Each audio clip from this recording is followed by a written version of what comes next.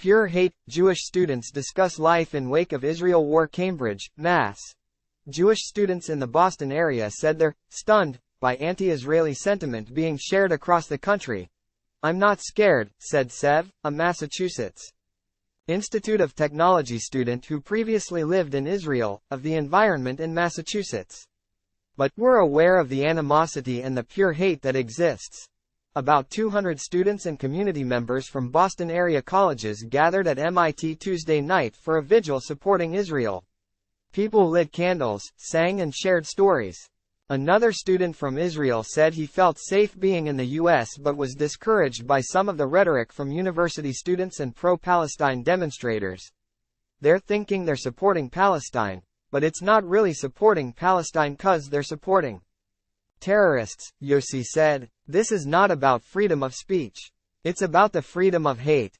Watch more Fox News Digital Originals here. More than 2,000 people have been killed in the war between Israel and Hamas after the terrorist group launched a surprise attack Saturday, firing thousands of rockets into residential areas from the Gaza Strip. No mercy. Pro-Israel supporters gather in Boston Common.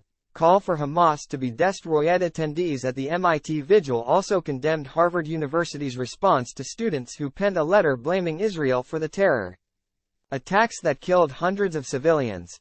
Harvard's response was late, weak and cowardly, Tomas, a Harvard graduate, told Fox News at a vigil for Israel. 34 student organizations justified terrorist attacks, beheadings of children, shooting teenagers in the back while they're at a music festival. Time equals 400 ms. Greater than nearly 3 dozen Harvard student organizations signed onto a statement released Saturday declaring Israel entirely responsible for the terror that resulted in the deadliest day for Jewish people since the Holocaust. As of Tuesday night, at least 5 of the groups had rescinded their signatures. Time equals 400 ms. Greater than Harvard President Claudine Gay issued a statement Monday condemning the attacks and distancing the centuries-old university from the statement.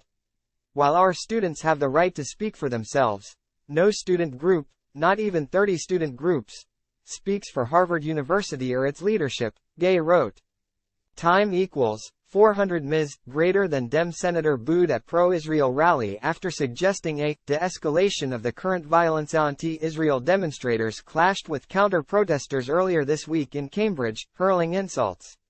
Police had to hold the opposing sides back at times.